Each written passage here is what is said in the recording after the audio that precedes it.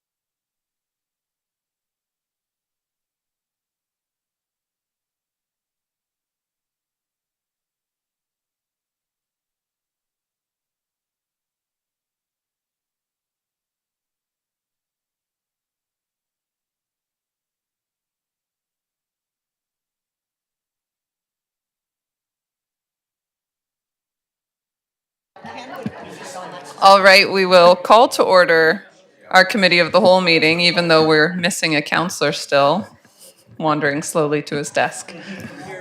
He's here. Hey, come on. He's got his cup of tea. He's got his cup of tea. He's here. Okay, we will call to order our committee of the whole meeting, and we'll start by recognizing that we're holding our meeting on the unceded traditional territories of the Hoopatrasset and Sechot First Nations. We do have an agenda in front of us. Are there any late items from committee members? Councillor Solda. Madam Mayor, I just would like to have a little discussion about our roads and streets, and I'll bring that up after, when we get down to that. Thank you. Thanks. We'll add that under unfinished business. Any other items from council? Councillor Douglas. Hi, thanks, Madam Mayor. I was wondering if we could add a point just regarding empty building bylaws and where we stand there. I haven't brought it up for a long time. Thanks. Great. So we'll add those as E1 and E2. Councillor Solda. And also, the CAO might have some input about the swimming and the lifeguards you might want to bring forward and talk about. We were just discussing it, so. Lifeguards. Okay, and actually we're going to add those as new business, so it'll be H4, H5, H6. Okay, any other items?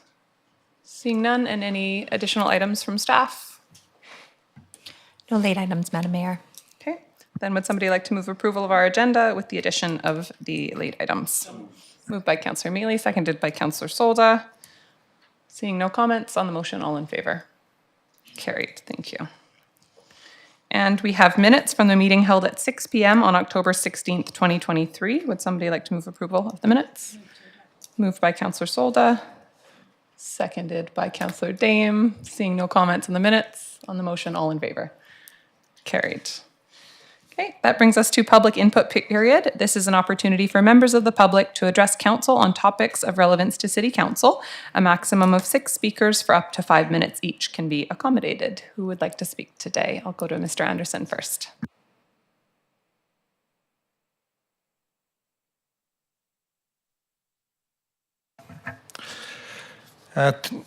This afternoon or this evening, I want to talk just briefly on the motion that was brought up at the October 23rd meeting regarding the rental of public areas for meetings and specific to whatever group. And it was about the Action for Canada to hold an information meeting on city premises. Mayor, if you could let me know when I'm on my third or fourth, because I can't keep track. Council made, in my opinion, a premature decision to ban this particular group from speaking to the public in a discussion October 23rd meeting. The dialogue within council clearly shows that they made decisions based solely on the letter from the CSHOT, I hope I have that right, First Nations, and some comments made by Councillor Damon on that letter from the CSHOT. Now, I'm not making judgment on this because there's so much I don't know, which makes me concerned. Not feeling that good today, so. Some comments that were made at the council meeting, I'm just trying to cut this short because of my time period. There was comments made, and I won't specifically say where they were from, but they were from the council.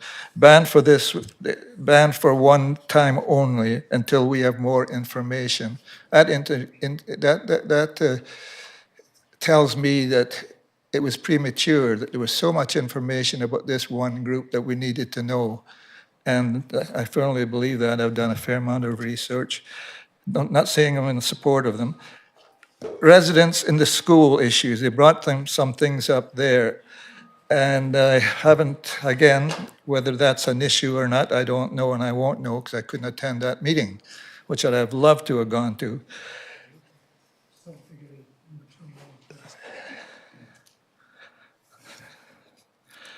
Now, if there's any comments made from staff, I want you to make the comments based on how your mindset was on October 23rd, not now when you probably found a lot more information than I have out on the different the issues.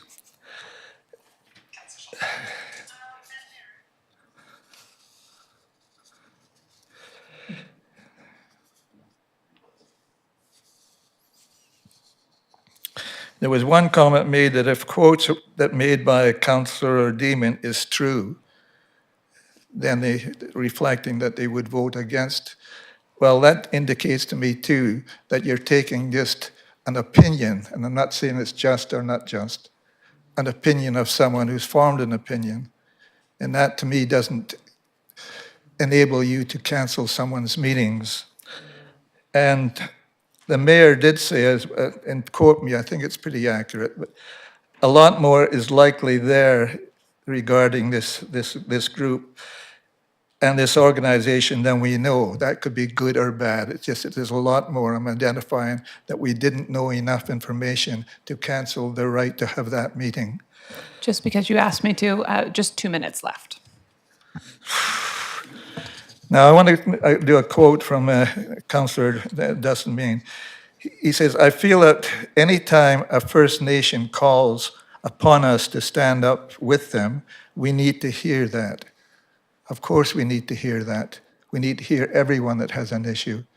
Whether it was a reason, because a lot of the input from the council was, we don't know enough information. The vote went with Damon's motion. And he went on to say, I recognize the right of groups of individuals to freedom of expression, but we have to balance that against ensuring the safety and well-being of all our residents. Recognize the historical truths such as the impact of residential schools and impact of First Nations. That's not just for City Council to determine. Going to that meeting would have enlightened myself anyway. I could have walked out and said, I don't want to hear this group again. I could have walked out and said, well, they have some good points. It wasn't, it would be coming from me, not City Council. In today's environment, simply to have a difference of opinion is considered hate speech, disrespectful, discriminatory, and whatever. So they also had a meeting that was scheduled for the Comox Valley Bay Community Church. And they decided to go ahead with the meeting. And I think they did the right thing. To go to a meeting like that, listen to what they have to say. I don't have to take third and second opinions, not that they're not valid. And I could turn up and say, excuse me, you've mentioned this, and I could point out why I don't agree with them. And I could come back to City Council and say, I'm in support of not allowing them to use it again. But I need to hear that myself. Council, just because you got an X beside your name every 4 years, doesn't give you the right to make decisions on behalf of the public as to what they can and cannot hear. That's for us to decide. And I watch a lot of the stuff in the States, what's going on down there, and it's coming up here very fast, losing a right to speak up on issues. And I lost another piece, but I think I'm running out of time. You are out of time, Mr. Anderson. Anyway, I think my point is clear. I think we were premature, and the simple fact is that we had said that we're going to vote against this motion, or for, I forget what it was, until we get a report from staff. Tells me that we were premature in doing this. And I was going to go to, excuse me, I was going to go to the news, and I couldn't define whether that meeting was on there or not. But I totally regret not hearing this group speak. Thanks for Thank you, Mr. Anderson. extending my time. Okay, and the woman just at the end here was next. Yeah, come on up. And if you don't mind just introducing yourself when you come up, that would be great. Good evening, Mayor, Minions, and council members. My name is Michelle Fraser, and I come here representing myself. Although I have to say I've been involved with Action for Canada.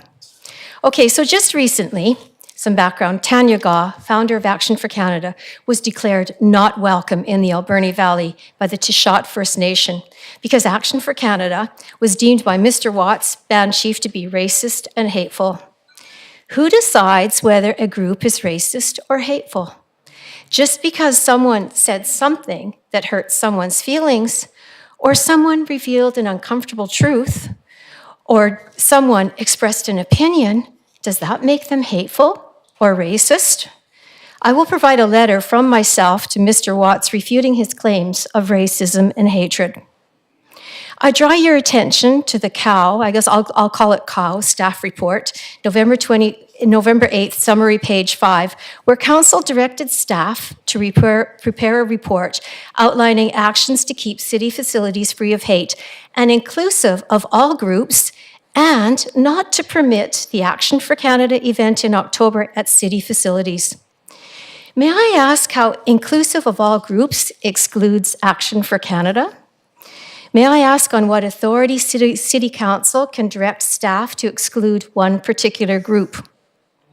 Please see your agenda, Committee of the Whole, November 20th, 2023.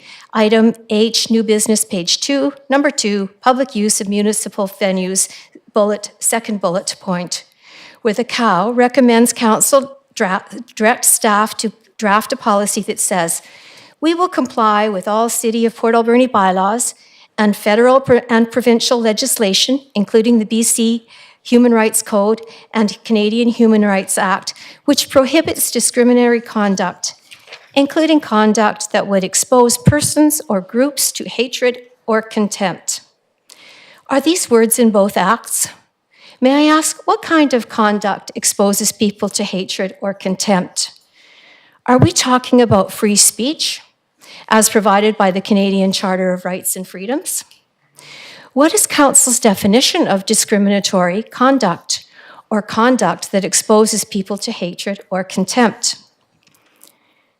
Referring to the COW staff report, Public Use of Muni Facilities, November 8th, page 17, the BC Human Rights Act dictates that no person shall deny a person or class a facility customarily available to the public. The Canadian Human Rights Act dictates it is a discriminatory practice to deny access to a facility on a prohibited ground of discrimination such as race, etc. The report continues, should Council wish to examine circumstances where rental requests may not align with the organization's core values and/or mission statement, staff could prepare a corresponding report to Council prior to confirming the event, so Council has the opportunity to review the request and permit or deny the rental request accordingly. If Council chooses to discriminate against groups that could, may, might, at the whim of Council, expose persons or groups to hatred or contempt, they better define what constitutes hatred and contempt and have a good justification for doing so. As far as I can see, Port Alberni City Council is leaving itself open to contraventions of the BC Charter of Human Rights and Freedoms and the BC Human Rights Code and the Canadian Human Rights Act as presented in the staff report. The staff report summarizes on page 5 that Council directs staff to draft a policy that reflects Council's principles and reinforces that all residents and guests of the Alberni Valley should feel welcome to attend all municipal venues, all local municipal venues. I submit to you that Council has been out of order in banning Action for Canada from renting public facilities, and that through Council's actions and those of the Tishat First Nation, Port Alberni is now seen as a discriminatory community across Canada. Ms. Gaw and guests from Action for Canada did not feel welcome or safe to visit Port Alberni, and myself, who's just new to Action for Canada, I joined it for other reasons, a long-standing tax-paying citizen of Port Alberni. Ms. Fraser, I'll just let you know you have 1 minute left. No longer feels safe or welcome here as well. Respectfully submitted, Michelle Fraser. Thank you. Thank you. Does anyone else wish to come forward?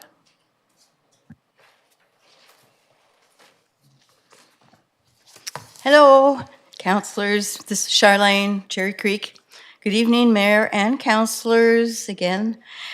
Thank you for listening to me this evening. I'm presenting this correspondence to you as a private citizen and not with a group or organization, as I am concerned about the recommendation by the City of Port Alberni, CAO Chief Administration Officer Mike Fox, in implementing council staff to draft an administrative policy regarding appropriate conduct at municipal venues in the City of Port Alberni. This report, resolution number 23-313, outlining actions to keep city facilities free of hate, and resolution number 23-314 outlining actions to keep an organization banned from assembling in the public city facility. Seems to me to favor the abolishment, my French coming out there, of the taxpaying citizens' right to free assembly and to stop our democratic right to free speech. Council members and mayor must remember that we, the citizens of Port Alberni, pay for the city-owned and city-managed venues, and to draft legislation banning citizens from using these same city-owned venues because of potential controversy is a contravention to our human rights. The CAO's recommendations to ban a person or group from their tax-paying venues when that person or group is displaying inappropriate, which could be interpreted by a person whose views are different than another, or a disruptive, which could be viewed by another as anything, again, that differs from one person's thoughts to another, or aggressive behavior, which could also be viewed by somebody if they spell a mean word. I would like to refer to the banning of taxpayers' city-owned venues by City Council when the topic of discussion, as in last month's 15-minute city presentation by Action for Canada, was disallowed. Where are the tax-paying citizens' rights to free assembly and free speech? And how is City Council allowed to turn a presentation on the future of the city of Port Alberni into a hate speech? What is the city's criteria of hate speech? Action for Canada has never been charged for any hate crime or hate speech. The presentation was not about hate or non-inclusivity, but about Canada's future with the implementation of 15-minute cities being directed by municipalities across the country, including Port Alberni. This is what worries me. In opinion two, that City Council could be required to give approval to taxpayers, citizens, or rental venues where values differ with City Council. Are you saying if the subject of assembly is not to your liking, you have the right to disallow the assembly? This seems more of a totalitarian regime than a free democratic society Canada is supposed to be. Where are the citizens' rights to free speech and assembly? And when does a CAO, who is paid out of the taxpayers' pockets, have authority to override those rights? You are saying if the tax-paying citizens want to assemble to talk about local farming issues, that City Council can ban such an assembly? Are you stipulating that if parents wanted to assemble in a city-run venue, when the discussion would be pertaining to homeschooling, that City Council could refuse such a rental because they had differing opinions? All I wanted with inviting you to the Action for Canada presentation was to inform you about the global agenda that is being forwarded that you, councillors and mayor, may not be aware of. Why do you feel it is necessary to draft legislation to oversee who is allowed to rent city-run taxpayer revenues? Please keep our city-funded venues open to all cities without discrimination. Thank you. Thank you. I do just want to be clear that there wasn't a CAO recommendation to move forward with this. It was a council decision. Sorry? It was not a CAO recommendation to move forward with this. It was a council decision to this point. So Okay. just wanted to clarify that. Okay, well, according to the agenda today, that's where I got that. Thank you. Thank you. Okay. Are there other speakers today? Okay. We'll continue on with our delegation, and we have one delegation today. That's from the Alberni Valley Community Foundation, the Vital Signs Report. Welcome.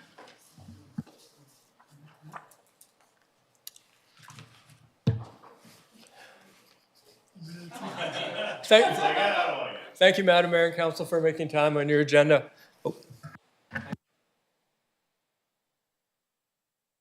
So I was on before.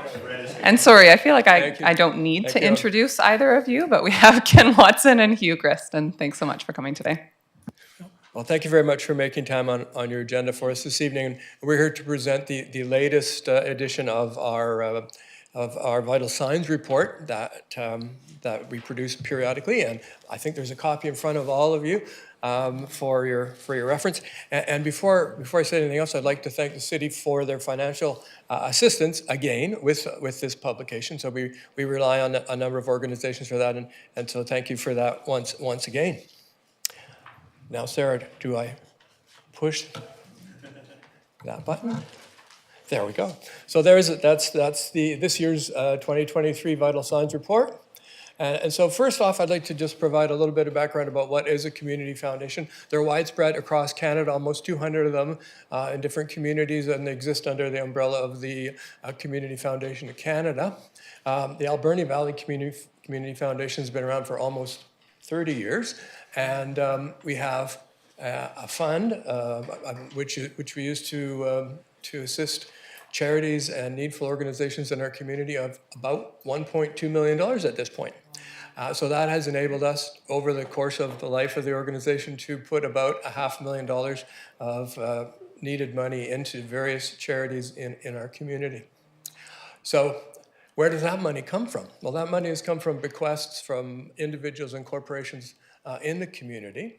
So a little commercial for the Community Foundation. If you are doing some state planning or something of that nature, and you would like to do something that would help some aspect of our community in perpetuity, I would certainly recommend that you have a look at the Community Foundation. It's a very solid way and a simple way to make that happen. And so our website is there on the slide that shows you where you can find out about that under Ways to Give. Okay, enough with the commercial. So the Vital Signs Report. There's Vital Signs reports are done across Canada by many organizations. Over 50 of them in Canada have been done. And you can look at any organization's community Vital Signs report on the Community Foundation website for Canada. So Vital Signs Report, it takes a snapshot of the community to help people understand strengths and weaknesses, areas of challenges within the community. It's meant to be very readable, but on the other hand, we were trying to present some pretty complicated statistics and show trends. So it's a bit of a balancing act between keeping it readable and packing in as much information about the community as we can, as you'll see when you review the document. So this is our fourth version. So you can see that we've produced this document first in 2015 and then again in 2018 and 2020. So this is our fourth one, and it allows tracking of some of the same statistics over time. If you would like to do that, you can, and those previous versions are also available on our website if you wanted to have a look at those. So we update the report, not annually, but probably biannually or every 3 years sometimes, depending on what new data becomes available, but mostly because new data has become available. The new census data became available in 2022, which is incorporated in this report. Also, our community is experiencing change, as in any community, some very positive and some not so much. So we wanted to cover those areas of change. Part of the Vital Signs report is a community survey. So not only does it incorporate statistics that we glean from a number of government sources, and Statistics Canada, the City of Port Alberni, other local governments, and educational institutions, it also includes a community component. So we did run a 6-week survey in the community asking people what they thought about their community. We had 321 responses, which is a little less than we had last time. So unfortunate, but we still think that's a pretty broad response. Survey ran for 6 weeks, and it was demographically broad, so we think it's representative of what people in the community think. As you go through the report on each of the areas of focus, you'll see a section called Community Voices, and that is a section to look at if you want to know what the people that responded to the questionnaire thought about that issue. So the data, as I said, comes from a variety of sources, and all of it is listed on the inside back cover. So you can, if you see a graph or a statistic in there and you don't know, if you don't quite understand it, you can go to that page, find out where it came from, and you can usually go online and find the background of all that data, or where it came from, in case you need that depth of information. Anything you want to add on that, Chief? Oh, really? Okay, I'm on a roll. Hey? On a roll there, doing well. Sorry if I'm hogging the Trained it podium well. here. I'm going to let Hugh's going to cover this slide for us. Okay, in United Nations have 17 points they'd like to improve the world. One is food security and health for everybody, good health. Obviously, I'm not achieving those goals very well at the present time in the world, but we embrace some of those that we try and address. Food security definitely is one, and housing is another one. So you'll see some of those little emblems in our work here, and we try and address those. The reason vital signs first started is so we could know where to put our time and money. It turns out will be people like you, the regional districts and the cities, use it probably more than we do, and so do a lot of other agencies, which is great, and they love it too. So, okay. So what's next? Well, what's this report going to be used for, I guess, is what we'd like to discuss. And so we're hopeful that organizations just like the city, the regional district, other government organizations use it as an objective source of collated data from a variety of places that can help you to make decisions about the things that you're making decisions about that are so important in our community. The needs and the competing interests for funds. You know, I understand the huge challenges that organizations have in making those decisions, and so we're hoping that this report provides some background information that's helpful and can be seen as objective and not coming from any particular biased source. So that's our hope. And we have had feedback from organizations that they do see it as very valuable. So that's very gratifying for us to hear. I think one of the things about foundations is we didn't have a community foundation in the valley. We wouldn't have had been able to get access funding from the federal government. Certainly during COVID, there was about $160,000 we could access. And this last year, another $300,000 to the CSRF, Community Services Recovery Fund. If you hadn't got a foundation, that money wouldn't have come here. So that's another $500,000 that we put in the community, not directly, but we're there. So it's important that you support, I know you support the foundation because the mayor chairs our nominating committee. So, yeah, but it's important that we stay in business. And I can't be around forever. I've been around since the beginning, which is too long, really. I want younger guys take over. Okay. So we would encourage you to pass this report around to your friends and neighbors and family, and maybe they can use it even, not just in an organizational way, but in a personal way when they're making decisions about what they're going to do in the community, where they're going to invest or whether they're going to purchase things and that kind of stuff.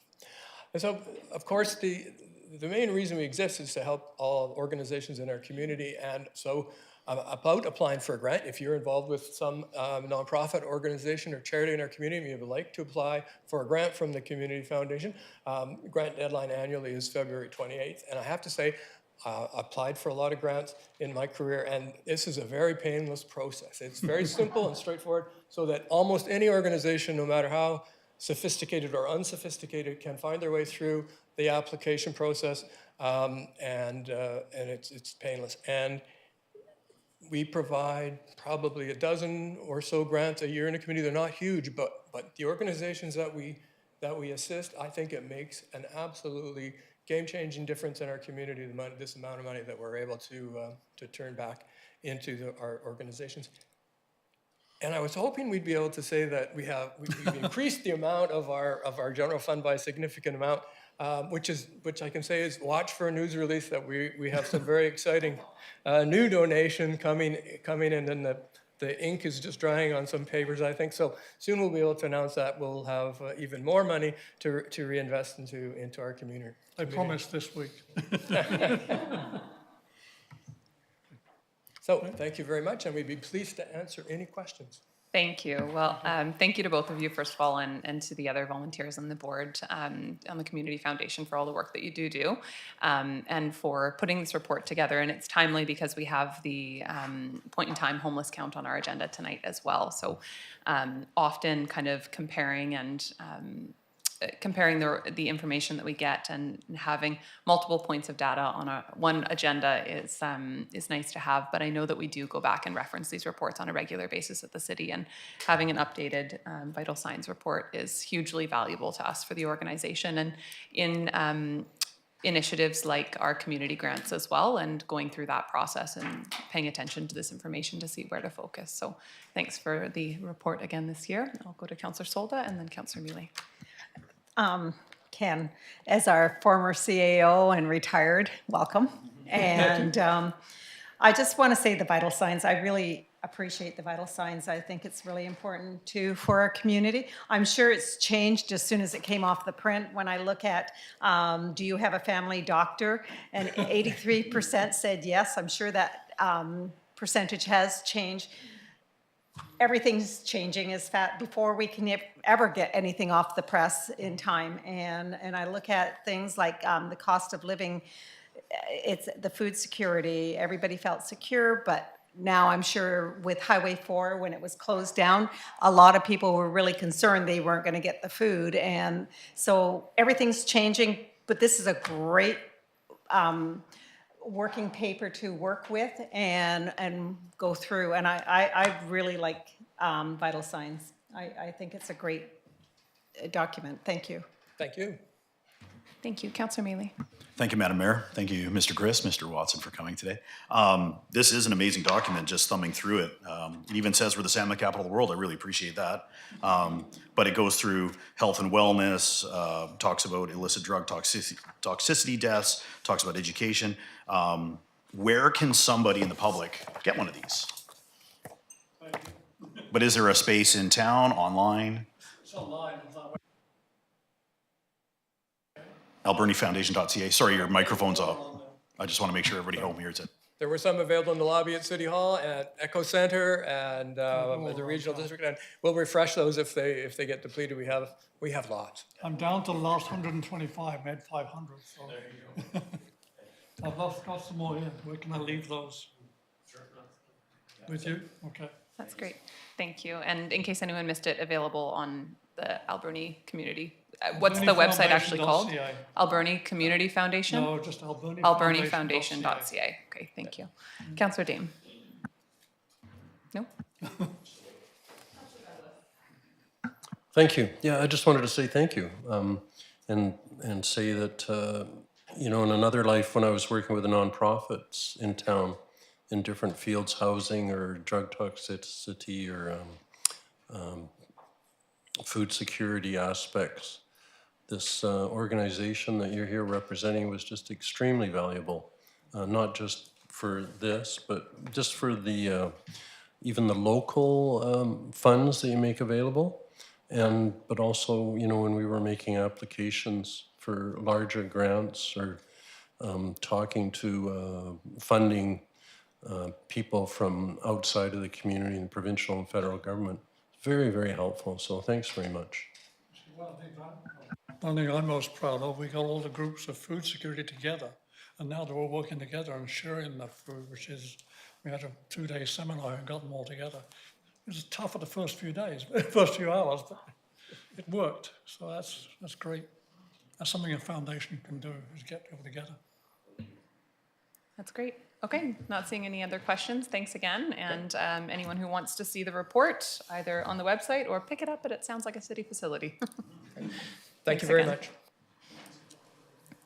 Okay, we'll move on with our agenda today. We have no unfinished business, no staff reports, and no correspondence. So on to new business. And the first item, number 1, is from the Ministry of Housing, the point-in-time homelessness count. So there's no report attached with this one. I think it's just on here for discussion amongst council. Are there any, has everyone had a chance to review it? Are there any questions, comments, any agencies? I think everyone who is within the industry will have it already. Comments?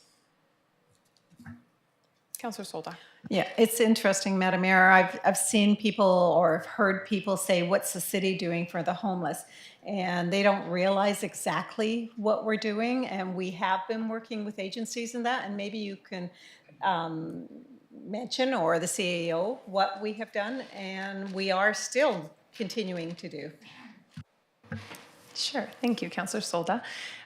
So yeah, I think that we often get asked, this is a topic that people care a lot about, and one thing that I really appreciate is that people are frequently asking what we are doing for housing and homelessness in the community, and I think that speaks to the community's priorities and there being a lot of empathy and a desire in the community for people to see improvement and see people housed where they currently aren't. So our response from the city in the past has at times been it's not a municipal responsibility. And while that is true, I think over the last few years we've kind of taken the approach that although it may not be a direct responsibility of the city, we do have an opportunity to make a positive impact. So over the last few years, we have contributed in a variety of ways to several different housing initiatives in the community. Notably, of course, the sleeping pods just opened on 4th Avenue. That is specifically an initiative to not only house people who are probably some of our hardest to house and most vulnerable citizens, but specifically to house people who were currently housed or who were formerly housed in the trailers on 4th Avenue, to move them to what we consider to be a safer, more supportive housing opportunity for them. Additional to that, a few of us on council just attended the opening of the Sage Havens secondary housing supportive units for women and children fleeing abusive relationships. That is another initiative that the city was able to support through contribution of land. We've contributed land to, I think, 6 different projects in the last 5 years. And what we've really found, and we hear this at a provincial level all the time because we go to conferences and see other communities talking about Port Alberni and how we've done well with getting housing funds into the community. What we've really found, I think, is that when we contribute land, other levels of government are more willing to step up and contribute to the housing project. So we're really fortunate to have a lot of great housing providers in the community, providing, I think, housing across all levels of the spectrum where there is need.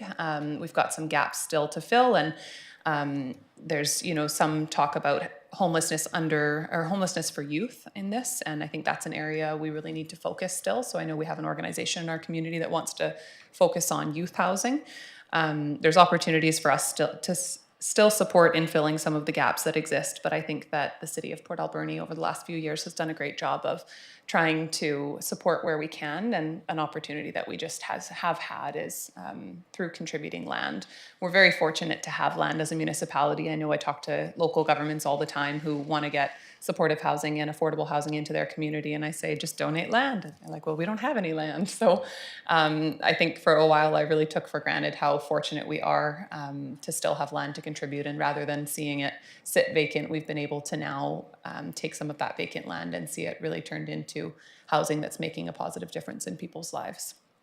So there's a lot of work to go still, and I think when we look at the point in time homelessness count, 163 people identified as experiencing homelessness compared to 125 in 2021. I remember when the 2021 count came out and the number was pretty level from the 2019 count. There wasn't a lot of change in the actual number, but what we saw was a really significant increase in the vulnerabilities of people who were identifying as homeless. This time we're seeing quite a big increase in that number. So I think it just speaks to the amount of work that there is yet to come, but I know there's several projects that are funded already by BC Housing that providers in our community are working on or that are under construction. So hopefully we are well on our way to seeing that number come down with the next count. Councillor Solda. And just a quick thank you to our staff and our community partners for helping us move forward on the homelessness. We still got a long ways to go, but we're trying. Thank you. Thank you. Any other comments? Councillor Douglas. Yeah, thanks. I'll just keep it brief, but, you know, from my experience, the homelessness count is, you know, it's one tool in a very complex issue that involves municipalities, provincial governments, federal, all different levels of society. But I just wanted to say that you, Mayor, and the previous council deserve a lot of credit for the approach that, as a council, you've taken towards homelessness. A lot of communities have tried to chase people out of their community, and this community has, from my perspective, embraced the issue and tried to find solutions for it. So I just wanted to make sure you got that credit for the actions that you and the previous council have taken. Thank you, Councillor Douglas. Okay. We will move on to item number 2 on our agenda. Seeing no additional comments there, and that is public use of municipal venues. And I'll go to our Director of Parks, Recreation and Heritage. Sometimes you don't know who's going to speak until somebody stands up in the background. So welcome, Willa.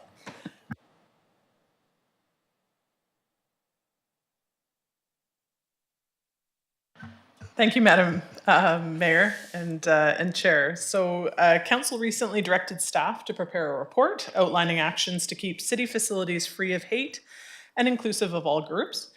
So you'll see in your report there tonight that staff suggests that the Committee of the Whole recommend that Council direct staff to draft an administrative policy regarding appropriate conduct at municipal venues that reflects Council's principles and reinforces that all residents and guests of the Alberni Valley should feel welcome to attend all local municipal venues.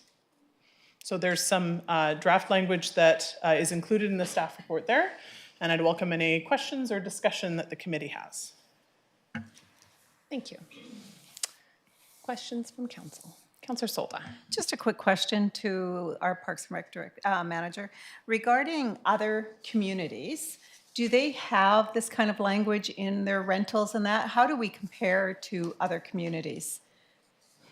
So, Madam Chair, on page 16 of your agenda package this evening, there are 4 different communities that have been outlined. So we've taken excerpts from their various policies. So those are, again, the City of Vancouver, for instance, is speaking to one community center as opposed to every single venue. But the short answer is yes, there is specific language in 4 different communities that's been included in that report. Thank you. I think it's really important because the public doesn't always get our agenda and they need to hear this verbally and that. So I think that's important to bring up. Thank you. Thank you. Other comments? Councillor Dame. Yeah, thank you. Thank you very much for putting this together.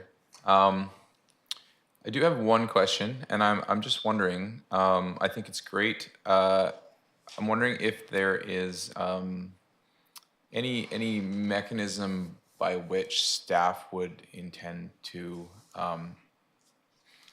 let's say, vet ahead of time organizations, or if this is purely reactive.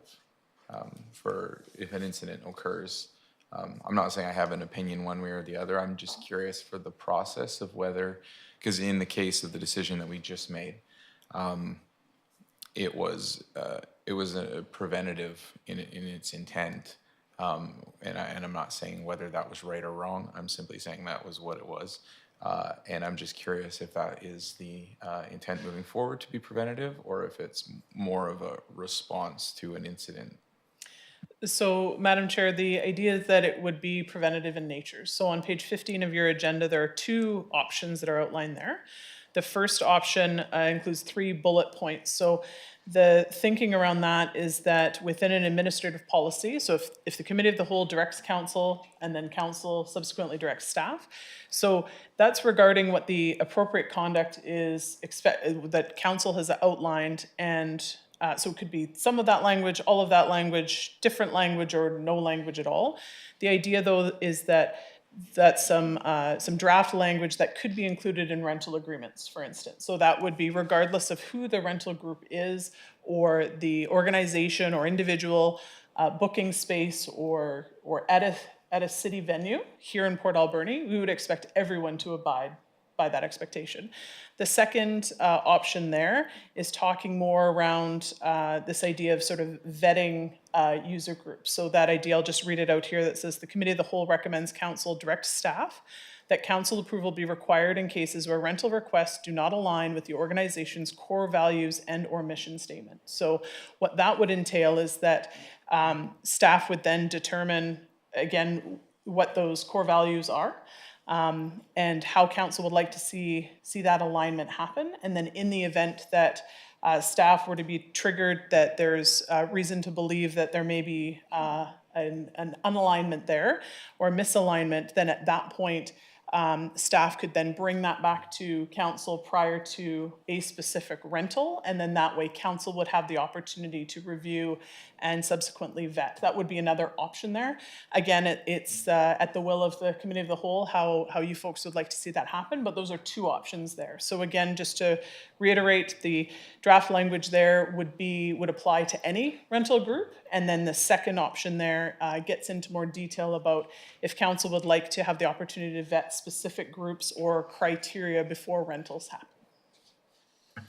Thank you. And I want to just read out the first option because I think it's easy to kind of hear in the community what's being proposed and not necessarily have a full understanding. So the first option is that the Committee of the Whole recommends Council direct staff to draft an administrative policy regarding appropriate conduct at municipal venues that includes the following language.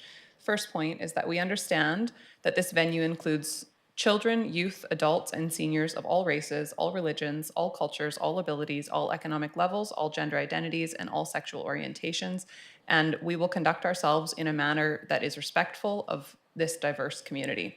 Second point is that we will comply with all applicable City of Port Alberni bylaws and federal and provincial legislation, including the British Columbia Human Rights Code and the Canadian Human Rights Act, which prohibit discriminatory conduct, including conduct that would expose persons or groups to hatred or contempt.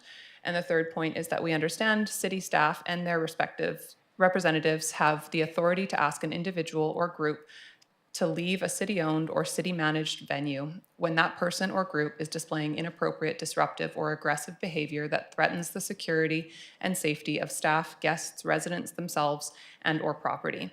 Depending on the seriousness of the circumstances and behavior, the city representatives may choose to suspend, ban, or issue a trespass notice to the corresponding individual or group. So while I think that there is some feeling that there is controversy surrounding that, I really personally feel that this is how we currently operate. This is the standard we currently hold the users of city facilities to. This is certainly the standard that I would hold any person coming to council chambers to or to a meeting. I don't feel that this is discriminating against any group or user who may want to book a city facility. This is simply a standard and an expectation that we would have, that people, individuals, or organizations wanting to utilize a city facility, that this is how they would behave. I think that this is a very well-written option and policy. And the second policy, or the second option, that the Committee of the Whole recommend council direct staff that council approval be required in cases where basically something might be controversial. That really already exists because council at any point in time, if we heard of something happening in the community that caused concern, could take that action. I think that consideration of that action would be incredibly rare, and I don't think that there's anyone on council who is looking to have every event come to council for approval. That's it's not something we want to manage. It's not something we want to have to be responsible for. But in very rare cases where there is something of significant concern, I would say that power already does exist if needed, and that there would be a public process to that consideration. And obviously it would be a decision and a discussion in a public meeting. So I just want to give my strong support to option number one. I think that to me, it reads more than anything like a code of conduct and an expectation for how we expect people to behave when utilizing a city facility.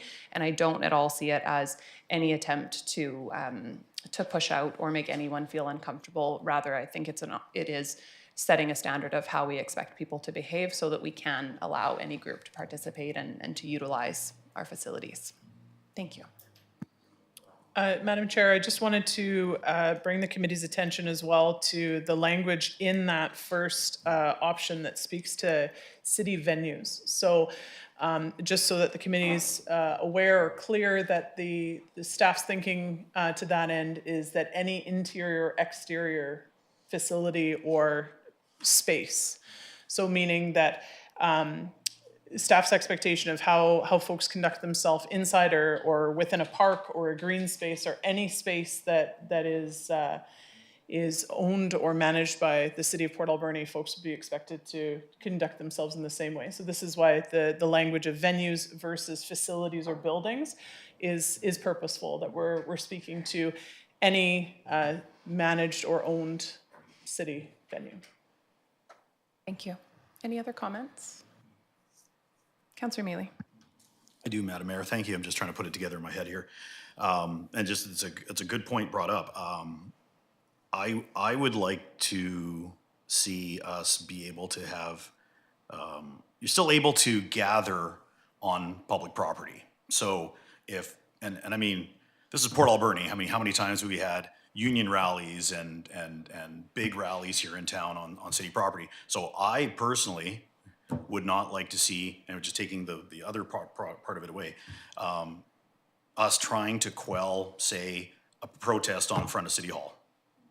And I guess I just kind of, and I apologize if I got that wrong, but I think what we should do is focus on, if the intent here is to vet certain groups or whatever it is, but to focus on the interior or rental properties that the city has to rent out. But by all means, I would hate to tell the public at this point that, yeah, you have to come to us to have a protest on City Hall's front yard or at Harbor Key or something like that. So I think I've got that right. I'm not sure if I'm mistaken that. I think that that's not at all, certainly not my intent. So, and correct me if I'm wrong, Willa, but I think this is very much not putting staff in an opportunity to be vetting groups. And nowhere within this would it say that we couldn't have a protest, whatever the protest was, on city property. Rather, what it would say is, if you are going to use city property to protest, this is the standard of conduct which we would expect you to meet. So, I mean, there's lots of examples of really respectful union protests that have happened and all types of protests that have happened.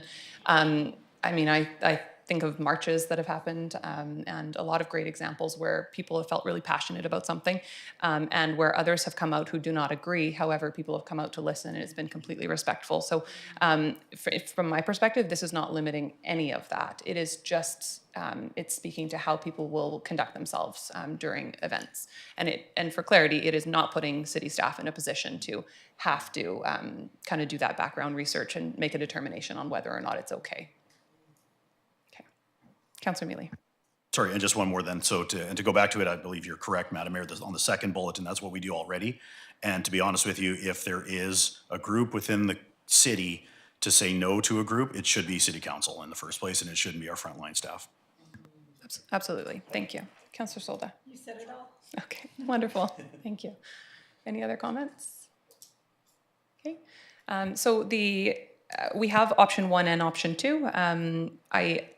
I would feel from conversation that we are, I think there's a desire to move toward option 1, which is really just that code of conduct for what we expect in city facilities and city venues. Would somebody like to move that recommendation, which will then go forward to council? So moved, Madam Mayor. Moved by Councillor Mealy, seconded by Councillor Solda. Any further comments? Seeing none on the motion, all in favor? Carried. Thank you. Thank you, Willa. And we'll move on to item number 3, which is firefighter resource planning and succession.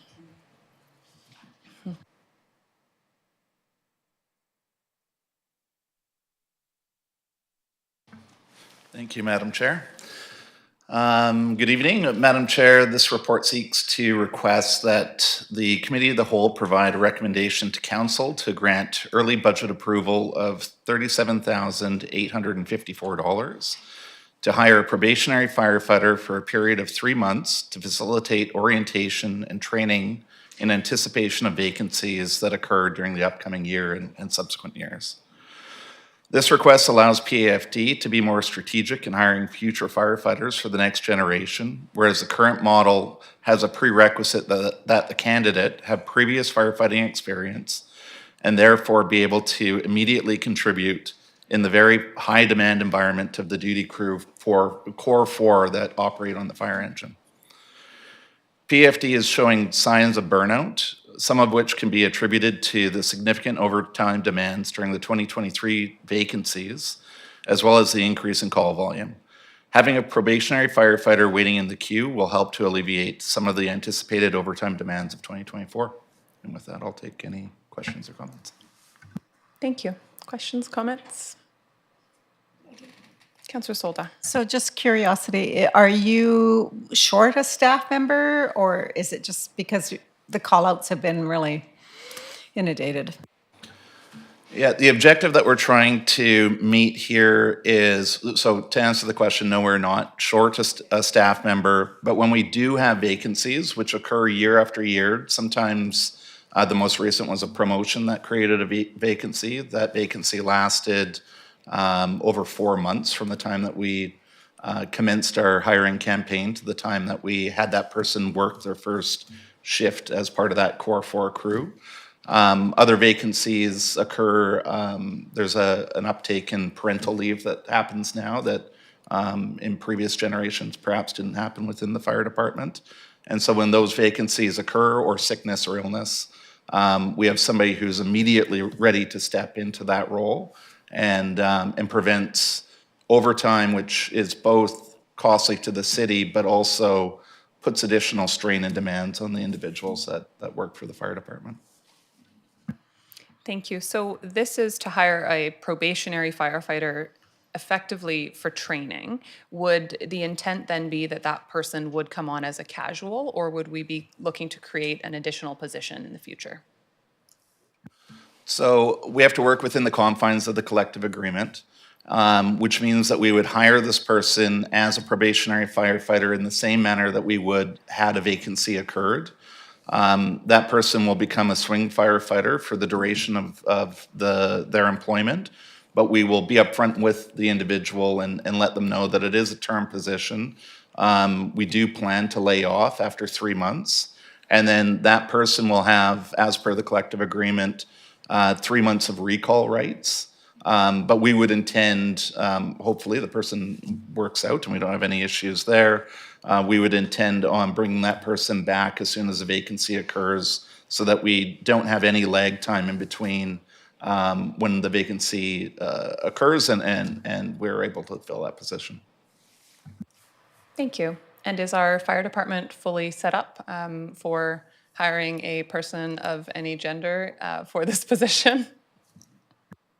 Yeah, I would say that our fire department is adequately set up. And I will say that there are plans in the future to move to the next level where we're able to have restrooms that people of any gender can walk into, whereas, but we do have both male and female shower and washroom facilities, as well as through recent COVID money, we were able to renovate our dorm rooms so that it's not just one big room with a number of beds in it, but each one of the rooms is now cordoned off from each other with partitions. So certainly we've come a long way and we have a long way to go.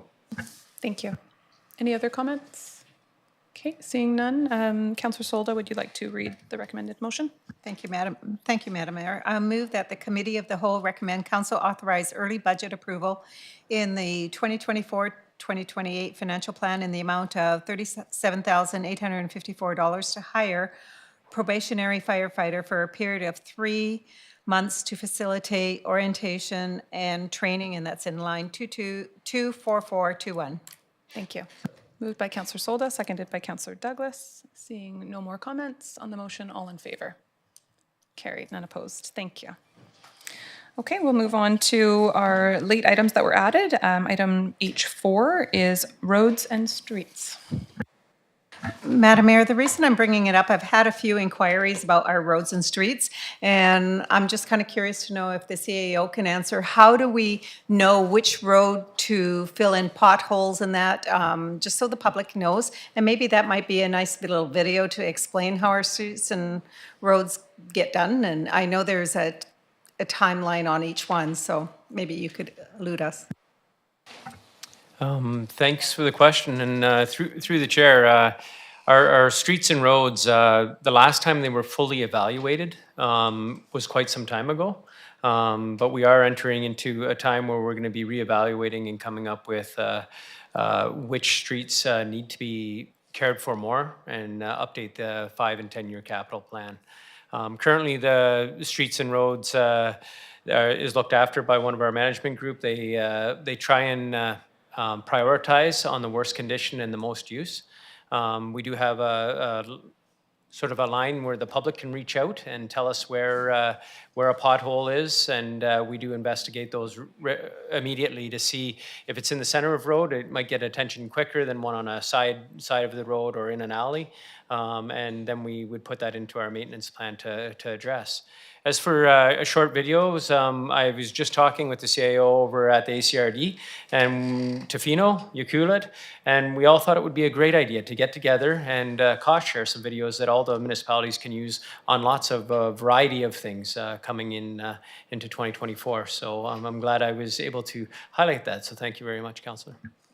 Thank you. And if I could just ask a follow-up question there. I know we always appreciate when people do submit those concerns around potholes, because we don't know necessarily if a pothole is on a side street that somebody who works at the city doesn't drive down. So keep sending in those community concerns and complaints. I shouldn't call them complaints, but concerns and tips, because they are valuable. One question that I get a lot is, do we fill potholes based on the budget that we have for potholes, or do we fill potholes based on need and expend from contingency when we need to? Thank you for the question, and through the chair, we fill potholes, and that's just in general. It's just about how quick we get to them would be the severity. If we needed more money in the budget, we would come to council and ask for it, or we would do it a budget amendment. Again, potholes are something that is a cause for concern and can cause accidents and other issues. So we do manage a budget, and we do try and put the appropriate amount in there, but we would be filling potholes. It's just depending on where it lines up in the priorities and how fast we can get out to do that. Thank you. I think that's really important information for people to know, and looking forward to the Streets Master Plan. I know that Council has approved the funding for that master plan already, so that will be really valuable work when we get a contractor in place for it. Other questions, comments? Okay, then we will move on to item H5, and that is empty buildings. Thank you. Speaking of potholes, I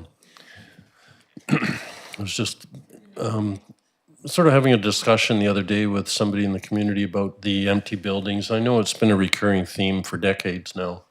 And it just occurred to me that we haven't really had a top of the agenda very often during our current council. And we still have the empty buildings though. And I was just wondering if maybe now or at a subsequent committee of the whole, perhaps, where we have a little more informal setting, we could have a discussion about where do we stand in terms of, that's the carrot and the stick. Do we get people to fill up or renovate those empty buildings by improving the economic surrounding of the neighborhood, through facade improvement programs and that kind of stuff? Or do we sort of work through our bylaws and start bringing down, some sort of enforcement fines to, buildings that have been sitting doing nothing, you know, in our community for decades, and or do we do a bit of both, you know, the carrot and the stick kind of thing? And so I just wanted to bring it up for a bit of discussion now, if anybody wants to hop in, or if somebody can sort of clarify where we're at and what our direction is. Thanks. Thank you, Councillor Douglas. I think that'd be a great topic for a future committee of the whole. And thinking back to work that has been done, we could have an update on our nuisance building working group. We could have an update on I know at one point we did do a brief review of the vacant building bylaw and some of the shortfalls, and I don't think we actually updated that bylaw. So certainly some work probably that needs to be done there. But additionally, I think a broader conversation about just spurring economic development in some specific parts of the area where we're seeing a concentration of vacant buildings. Mike, and then I'll go to Councillor Solda.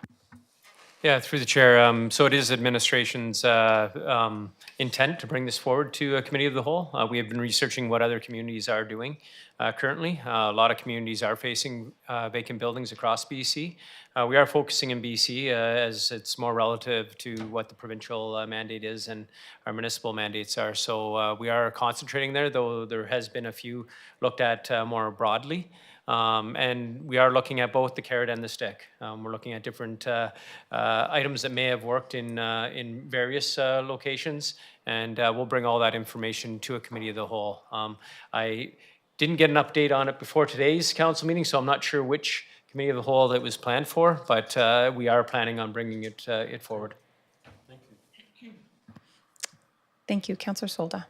Yeah, Madam Mayor, and also a lot of these some of the landlords for these vacant buildings are out of our community. They're in Vancouver or wherever they live, and they have no idea what's happening with their building unless someone finally phones and says, hey, something's wrong with your building here, and that's another big thing. They don't care. It might be just an investment, maybe they do care and nobody's interested in renting.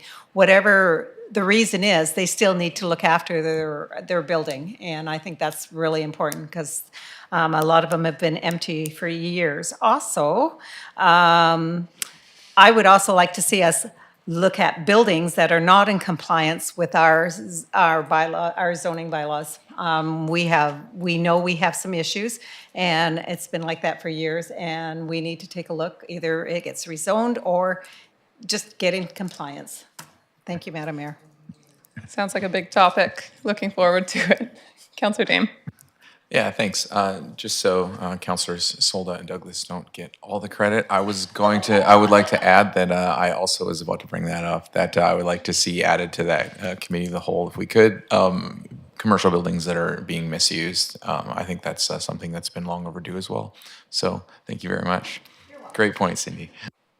Absolutely. Thank you. Mike, do you need us to make a motion to direct some of this work, or it's already generally coming and you've taken input from some of the requests being made here?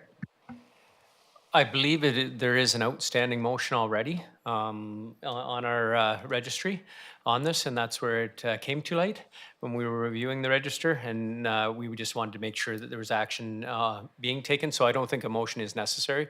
It's great the council brought it up, that you are still eagerly awaiting the report and the discussion at a future CAL meeting, so I will revisit this and try and get an updated date on that. Thank you. Okay, seeing no more comments on this, it will come forward. Thanks, Councillor Douglas, for bringing it forward. We will move on to H6, which is the pool and lifeguards questions. Thank you, Madam Mayor. Just so everybody knows, we weren't laughing at what you were talking about to our CAO. There's a heater beside us, just so the public knows. We're having a back and forth on whether it's too hot or too cold right now. Yes, we are, because it's always cold here. Anyways, to talk about the pool, I actually would like the CAO, he was just telling me about the courses that are being offered at the pool, and I don't know if you, I guess whoever wants to speak about it, Madam Mayor. Thank you. Go ahead, Mike.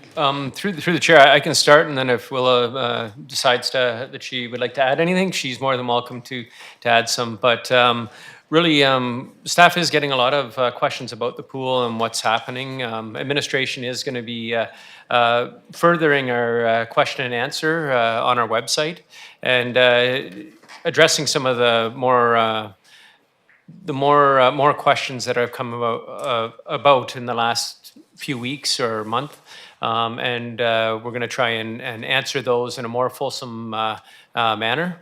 But also, there are some courses we offer internally, and there are some other courses that people have to go away for. You know, we will look at for a budget discussion on how much it would cost to bring some of those courses here to Port Alberni. But administration also recognizes that there is no perfect time to offer a course either. We try to talk with people that want to take the courses and try and schedule them on days where it's appropriate for them to take the courses. And we understand that it doesn't fit everybody's schedule. But I assure the public that we are trying. Currently, if you want to contact the Recreation Department, feel free. We are currently hiring lifeguards in lots of capacities, so please reach out to us and we'll have a conversation.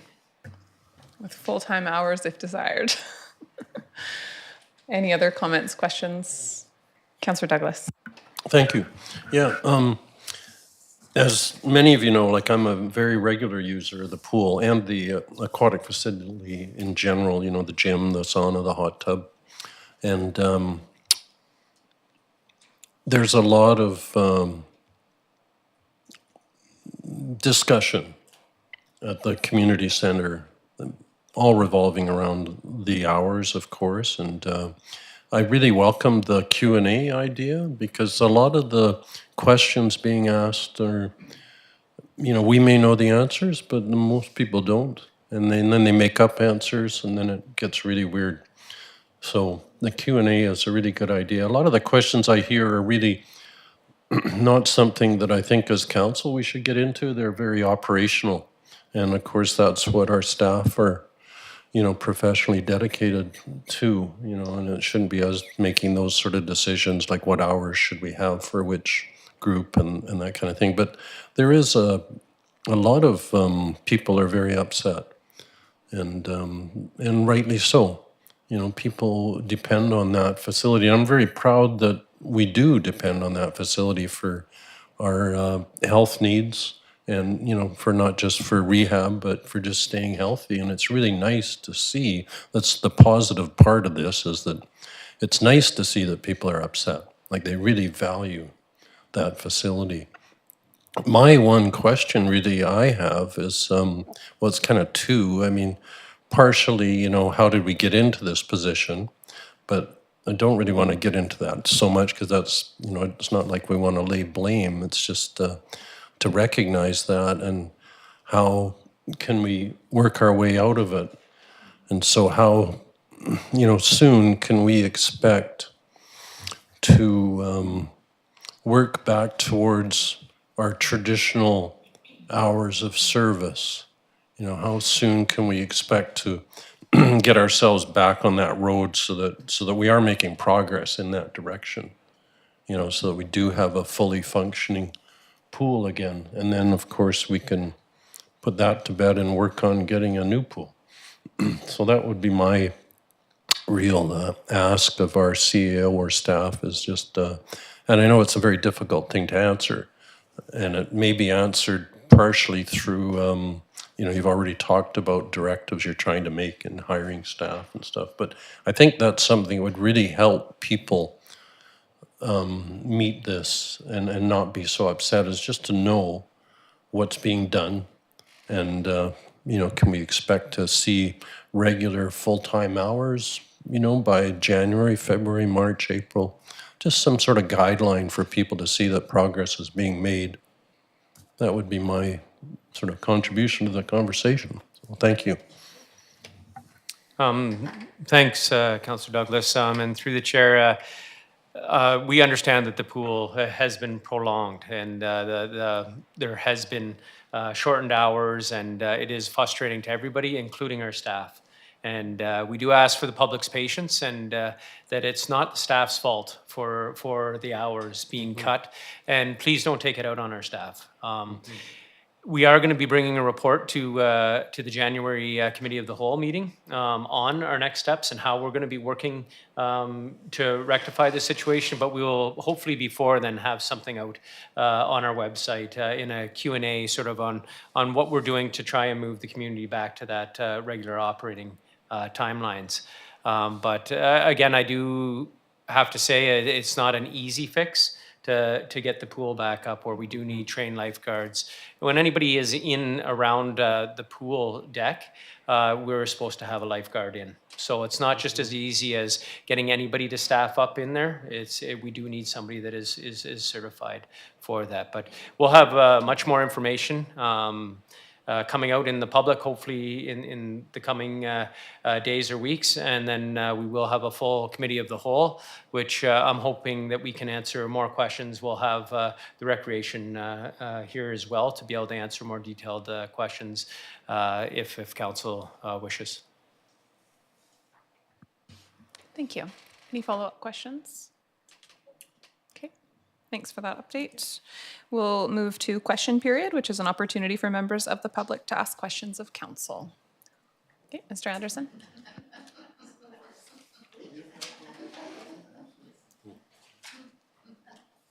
I have a letter here addressed to Madam Mayor. If you could just, if you could turn your microphone on. Right there, okay. I have a letter here addressed to you, Madam Mayor, and the city councillors. There's only one copy, so I hope you all get copies. It gives some background and edification behind my report and my report from today. And I would like to ask that if Mr. Watts is really concerned about racism and hatred in the Alberni Valley, that if council is willing to strike a committee to look into that, and I would like to be on that committee. That's my question. Thank you. Thank you. Mr. Anderson.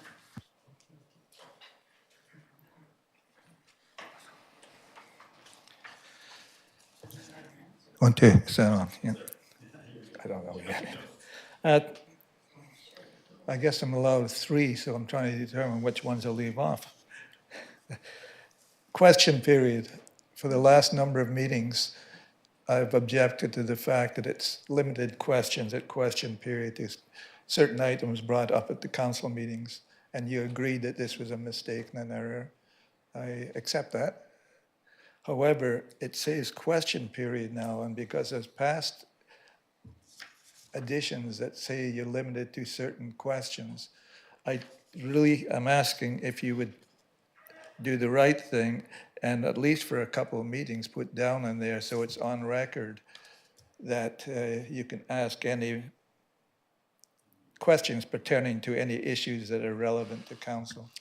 I'll just provide an update that we are going to be bringing a proposed amendment to the procedures bylaw, which will clarify what was the intent of council. So it will, following that, the reason it's blank today is that there's a recognition that what was on there was not the intent of council. Okay. However, council needs to give clearer direction to actually update our bylaw. So we've left it blank in an effort to just be not out of line with our intent, but also not out of line with our bylaw.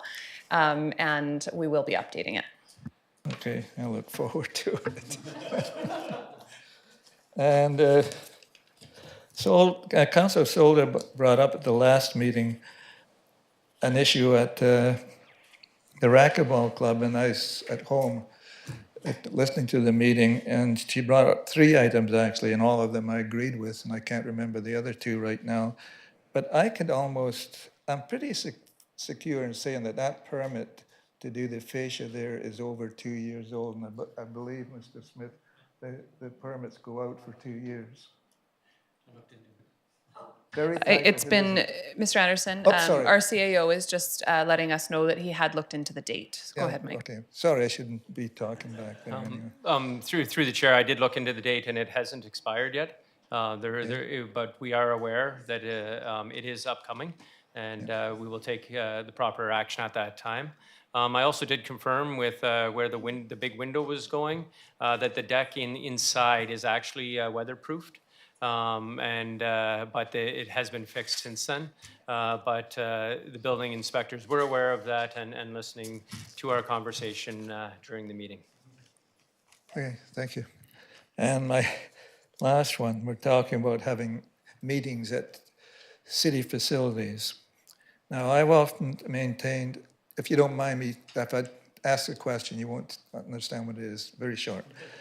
If we don't always have a chance at these meetings to delve into a conversation on issues such as one that was brought up today, if, let's say, I determined that I was going to have a meeting with the public, like anyone can, and I wanted to talk about issues related that we've talked about in the past at City Council, but the community themselves doesn't have an opportunity to discuss with each other, just for information, and sometimes it changes someone else's opinion of what's going on. We are not able to do that at any of the formats right now, and which is unfortunate. So if I turned around and came to the city and said, I want to rent one of your halls, and we want to set up a meeting to deal with, one at a time, a specific issue, open opinions, and respect all the issues that you're referring to, would you rent me a hall? Absolutely. That's too easy. So that wouldn't be a problem. If we had the meeting and we said city council are not invited, and I'll tell you the reason why that, it doesn't mean to be a derogatory term, it's only to mean to have the freedom to talk and discuss issues and bring them back to council. How would that set on you? You would be welcome to rent the hall, and I would enjoy an evening at home, not having to attend a meeting. We're not invited to the meeting, that's okay. You can bring the information back. Yeah, it wouldn't be because your input isn't important. It would just be say, look, it's a chance for the public to communicate, have a discussion, disagree with each other, and I might even walk out saying, geez, I was wrong there. Maybe. Anyway, thank you. Thank you, Mr. Anderson.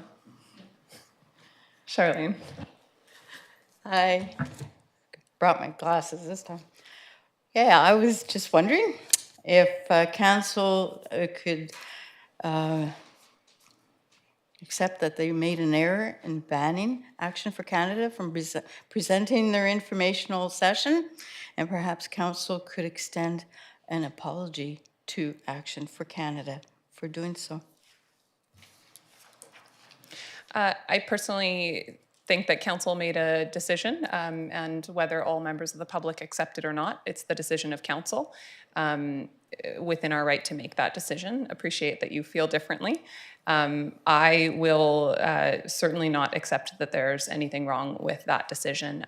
While I do welcome the community to hold a meeting where they will talk about 15-minute cities or whatever the topic ends up being, as I said when we had this discussion originally, I would not, if somebody came into council chambers and said the graves are empty and Indigenous violence is their own doing, I would ask them to leave. I would not allow that kind of speech in council chambers, and so I don't believe we should support that type of speech at a city facility. Recognizing that that was not the intent of the event, and I do appreciate that there can be a person with multiple topics of interest, but that comment was incredibly concerning to me. A comment, questioning if there is a racism issue in our community is incredibly offensive to me, in my opinion, and is incredibly concerning. To even have that said in council chambers is concerning to me and really broaches on crossing a very significant line. Anything that comes into council chambers or a city facility and questions whether residential schools happened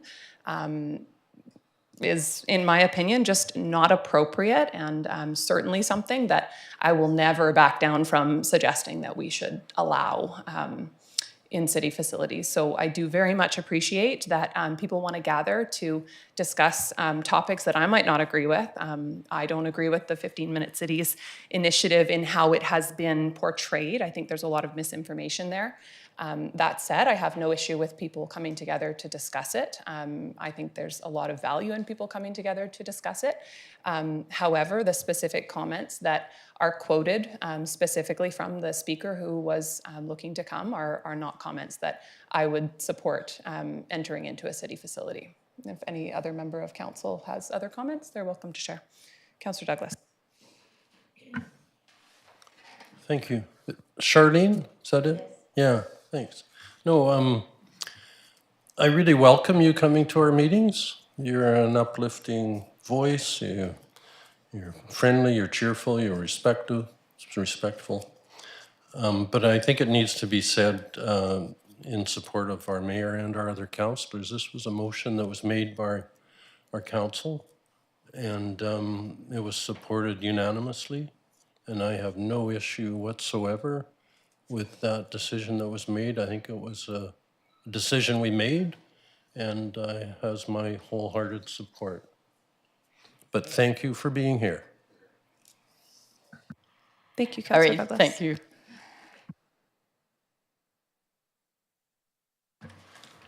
Would anyone else like to come forward for questions today? Okay, seeing none, would somebody like to move adjournment? Moved by Councillor Mealy, seconded by Councillor Solda. On the motion, all in favor? Carried, thank you.